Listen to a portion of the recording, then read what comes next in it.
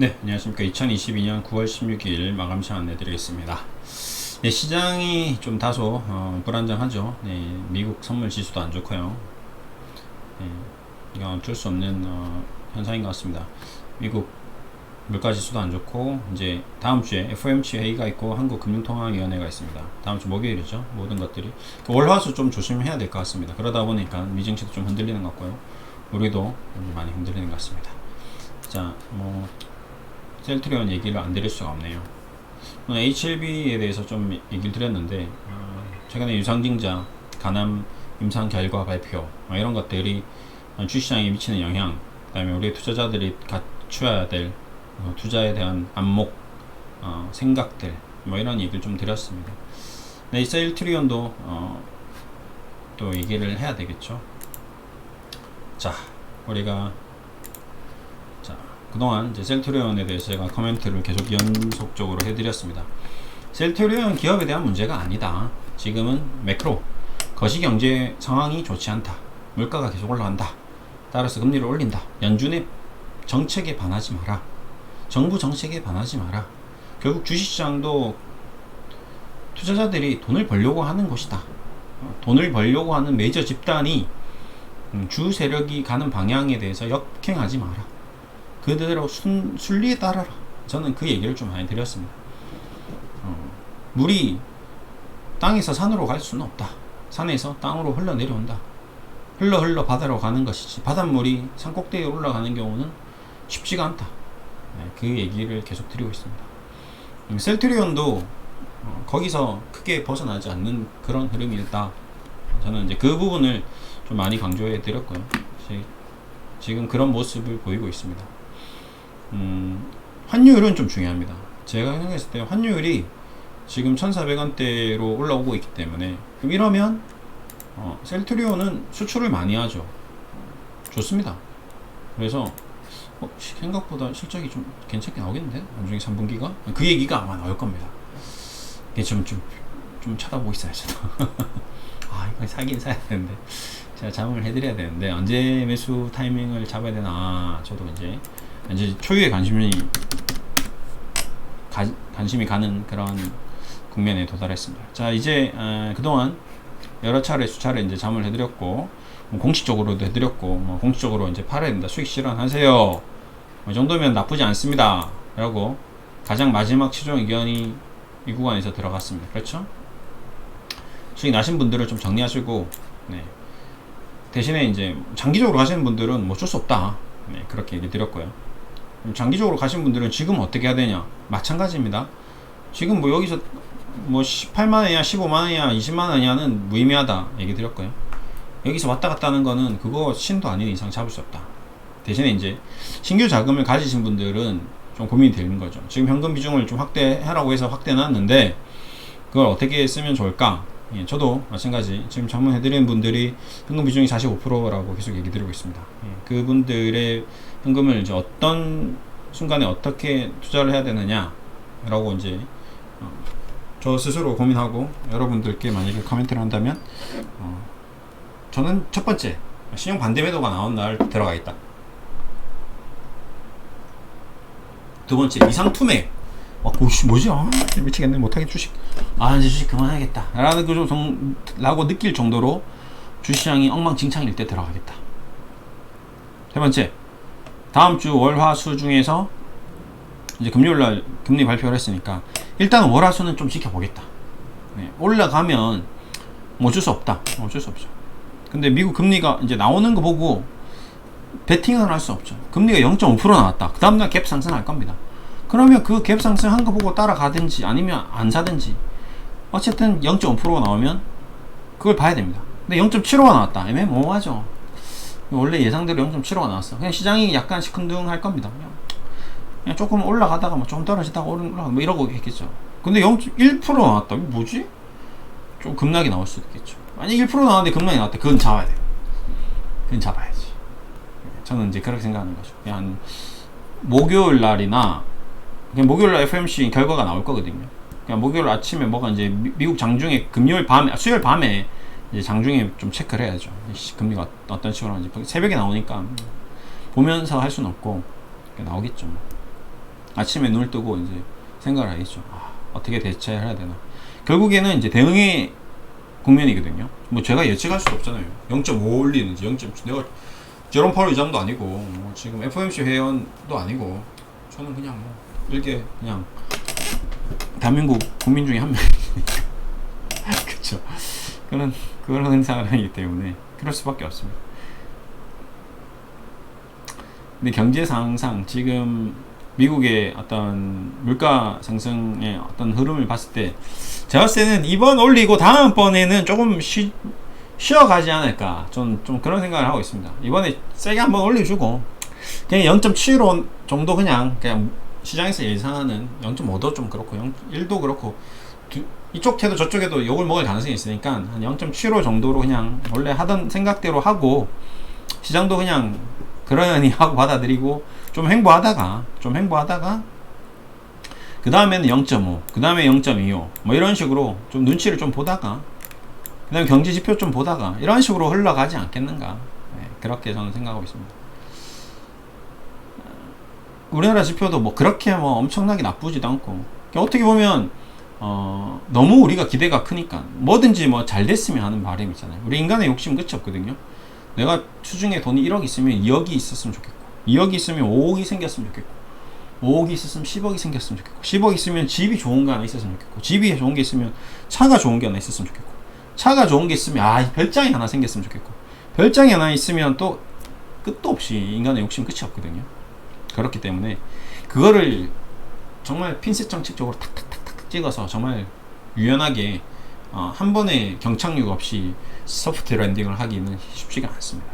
제롬 파월 의장이든 제롬 파월 의장 할아버지가 와도 벤 버냉키가 오든 뭐 누가 오든 그리스펀이 다시 돌아오든 안 됩니다. 안 되는 건 안 되는 거예요. 예. 그냥 그때에 맞게끔 그때 대통령과 그때 참모진들과 그때 국민들의 성향과 그때 어떤 시장의 큰 흐름이 그렇게 만들어 가는 것이지 그거를 뭐 갑자기 금리 하나 바꾼다고 세계 경제가 바뀔 수는 없고요. 지금 우리나라 경제도 마찬가지입니다. 뭐 우리나라 부동산 값도 마찬가지고 대통령이 바뀐다고 부동산 정책이 바뀐다고 부동산이 가격이 바뀔까요? 안 바뀝니다.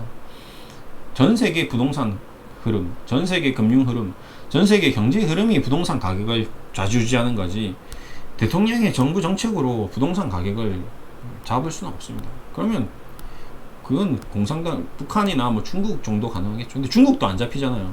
근데 웃긴 건 뭔지 아세요? 중국이 자기 나름대로 잡았다고 하는데 이제 폭락하는 걸 또 못 잡습니다. 떨어지는 걸 또 못 잡아내요. 못 올립니다. 지금 정부도 마찬가지일걸요? 지금 정부가 부동산 가격을 올린다고 하면 올릴 수 있을까요? 못 올립니다.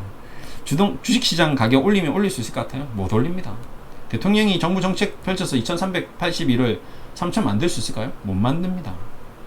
만들 수 있을 것 같이 맨날 얘기하지만 절대 만들지 못합니다. 그걸 만들 수 있을 거라고 믿는 사람이 그 대통령보다 경제 정책을 더 잘 모르기 때문에 그런 거죠. 경제 시스템을, 경제의 구조를, 경제의 흐름을 모르기 때문에 대통령이 가는구나. 대통령은 그런 힘이 없어요. 우리나라 기획재정부 장관이 그러면 3천 만든다고 하면 만들 수 있을까요? 못 만듭니다. 셀트리온 주가 20만 원도 못 만들걸요? 네, 못 만듭니다. 그건 사실입니다. 셀트리온의 주가를 20만 원의 서정진 회장이 만들 수 있을까요? 못 만듭니다. 네, 절대 만들 수 없어요. 네. 셀트리온의 주가는 시장의 어떤 보이지 않는 손에 의해서 움직이고 있는 거고요. 그 대신에 그 보이지 않는 손 중에서도 가장 잘 안 보이면서도 가장 큰 손이 움직이고 있는 거죠. 그건 사실입니다. 그 손이 주가를 이렇게까지는 끌어올렸는데 여기서 더 이 가는 거를 막지는 못하고 그나마 지금 보이지 않는 손들이 여기서 깔짝깔짝 그래도 작업을 하고 있는 정도 수준이라고 보시면 됩니다. 수급 한번 보겠습니다. 그렇죠? 보이지 않는 손이죠. 절대 보이지 않는 큰 손들이죠. 예. 셀트리온 헬스케어. 안 보이지만 열심히 노력하고 있는 손들입니다. 네. 셀트리온. 네, 열심히 했네요. 빠지긴 했지만 그래도 열심히 노력은 한 보이지 않는 손입니다. 공매도가 조금 진정이 돼야 될 것 같은데요. 보겠습니다. 공매도 수량은 일단 거래량 자체가 많이 줄어들었죠. 기대감이 자꾸 줄어들고 개인 투자자가 자꾸 없고 시장의 참여자가 없어지기 때문에 기관 투자자는 한 명이 많은 돈을 가지고 있고 개인 투자자는 여러 명이 조금씩 돈을 가지고 있기 때문에 거래량의 차이가 날 수도 있습니다. 그리고 거래 대금도 차이가 날 수 있고요. 셀트리온 헬스케어는 이 비중이 작은데도 계속 공매도가 끊임없이 나오고 있습니다. 이거는 조금 곤란하긴 하네요. 셀트리온 헬스케어. 일단 일목균표 선행 스팬 2를 이탈한 상태입니다. 일단 정배율로 가는 과정 중에 하나라고 좀 보고 있습니다. 이동평균선상으로 이제 정배율로 가는 과정이고, 선행 스팬도 지금 양운으로 흐름이 바뀌었고, 기술적으로 테크니컬하게는 굉장히 괜찮은데 셀트리온 제약은 조금 많이 안 좋네요. 완전히 역배열에서 이제 한번 쏟아져 나오는 흐름이 나올 수도 있습니다. 여기서 와장창 한번 나올 수 있습니다. 뭐 이 정도까지 떨어질까 싶은데 너무 심한데 하고 떨어지는 경우도 간혹 이런 차트가 나오면 좀 폭락하고 있습니다. 폭락할 수 있습니다. 다음 주에 만약에 시장이 전체적으로 흔들릴 때 얘만 갑자기 이상투매 갑작스러운 툭 하고 떨어지는 그런 투매도 나올 수도 있습니다. 그게 주시장이 그래 왔었어요. 그거는 이제 정말 투매죠. 어쩔 수 없는 로스컷이라든지 기관 투자자 악성 매몰이라든지 뭐 포트폴리오 정리라든지 윈도우 드레싱이라든지 이런 것들이 갑자기 예기치 못한 곳에서 나오면 그렇게 될 수도 있습니다. 그런 거는 예측할 수는 없습니다. 이제 그런 물량을 잡으면 바로 장중에 수익 나는 거죠. 그래서 현금을 늘 가지고 있어야 되는 겁니다.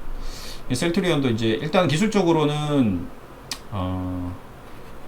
이평선은 좀 지지받고 있으나 일목균형표가 그래도 영향이 좀 많이 받는 편이어가지고 이런 테크니컬한 주식들은 바이오테크 기업들은 조금 힘든 국면이 올 수도 있겠구나 라는 생각을 좀 해야 될 것 같습니다. 무리하게는 일단은 1차적으로 신규 자금을 가지고 있으신 분들은 최대한 시장의 흐름에 동조해서 앞으로 금리 인상도 지켜보고 뭐 어차피 이게 지금 단기적인 싸움은 아니거든요. 장기적인 싸움이기 때문에 금리가 이제 올라가는 산으로 올라가고 있는데 올라가다가 이제 떨어지는 국면이 올 겁니다. 분명히 그 떨어지는 그 국면에서 내 자금을 투입을 해야 되기 때문에 그 전에까지는 어떻게든 살아남아야 돼요.